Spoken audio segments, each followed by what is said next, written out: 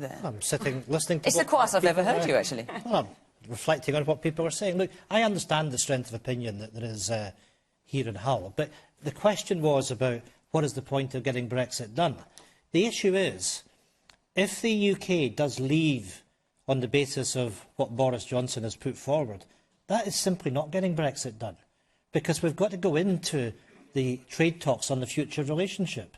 And I have to say to you, there is no experience of any country that's conducted and completed trade talks with the European Union in 11 months. It's just not possible. So the harsh reality is, if Boris Johnson delivers what he's saying he's going to do to you, it means that the risk of that no-deal Brexit becomes ever closer. That will happen at the end of 2020. And any rational economic analysis has showed that people are going to pay a price for that. Jobs are going to be lost. And in Scotland, we'd be talking about losing up to 100,000 jobs. And of course, we were told in our own referendum in 2014, if we stayed in the UK, that we'd been stayed in Europe. And so for us in Scotland, we've got a very simple choice at this election, because we're not prepared to be taken out of the European Union against our will. And we've got the option of protecting ourselves and becoming an independent country. But on this issue of public services, because there is no doubt that the NHS is a massive issue, let me make an offer to the people here, because what we've suggested is that NHS spending should increase to the level that we currently have in Scotland, which is £136 higher than what it is here in England. Now, that would mean that you'd have an increase in health spending over the lifetime of the next Parliament in the UK of about £35 billion. We get an extra £4 billion in Scotland. But the challenge of delivering for public services, I have to tell you, is going to get an awful lot harder if Brexit happens, because the economy is going to be weaker. No, the best deal that we've got is the one that's staying in the European Union. Let me just take you back there, because you were saying, obviously, if Brexit does go through next year, obviously depending on who wins the election, you then have a big decision to make. Are you seriously suggesting, because Nicola Sturgeon has obviously talked about having a second independence referendum, if she can, next year, are you suggesting that you would counter the situation where Scotland would come out of the EU because of the actions of the rest of the UK, and come out of the UK in the same year? Well, we face a very real threat. But would you do that, realistically? Let me say to people leave your two largest trading blocs in the same year? Well, the European Union is 8 times larger than the UK when it comes to trade. But I'd yes, but you'd be out of the EU and you'd come out of the UK as well? No, we wouldn't, because as things stand at the moment, if Boris Johnson wins, and if we leave the European Union at the end of January, then we're in transition till at least the end of this year. So, in effect, we're in the single market, we're in the customs union. The people in Scotland were given the opportunity to vote for the SNP in 2016 in the Scottish elections, and we had a manifesto commitment that if we won that election, on a change of circumstances, that we demanded the right to have a referendum. That is democracy. And I'd simply say to whether it's Boris Johnson or Jeremy Corbyn or anyone else, that you've got to respect the votes that the SNP have gained, the mandate they've gained. And if the people in Scotland next week send the majority of SNP MPs back to Westminster on the basis of Scotland's right to choose, it will ill behold anyone that stops Scotland exercising its right, and yes, having an independent... Well, let's get back to the question. Let's get back to the question in a minute. I think there's real anger that you can sense from the audience here tonight, and I can understand that, because we've lived with 10 years of austerity, and there is no question that that has been a political choice. You know, Richard talked about printing money.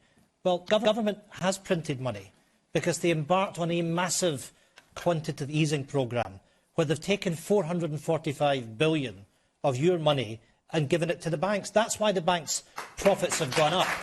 So, you know, for the government to turn around and tell all of you that we all had to pay a price for the financial crisis, we bailed the banks out, and what this lot have done is they've given the banks back £445 billion of your money. That's money that should have been invested in public services. So the money always was there. It was a complete con from this government. And when you think of the reality of life for ordinary people, 1 in 4 children in the United Kingdom are now living in poverty.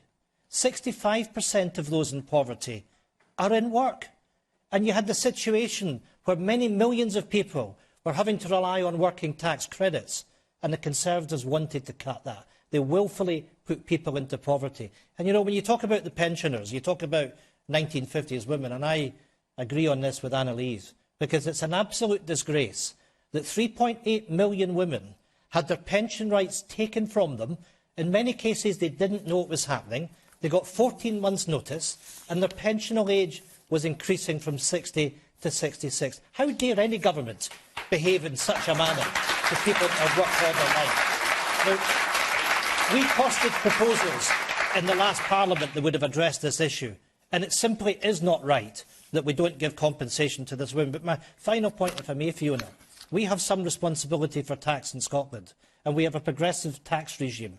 We made sure that we invested an additional £600 million in our public services. Well, should we just talk about the IFS in relation to the SNP as well, since we're banding around the Institute for Fiscal Studies so plentifully? They're suggesting about your general election pledges in independent Scotland could lead to more austerity in the short term. So they're not saying much, anything particularly complimentary about you either. I have great respect for the IFS, but I would have to take issue with them because... It always seems that everyone has respect for the IFS when they're criticising other parties, but not their own. Look at what we've done, because if people...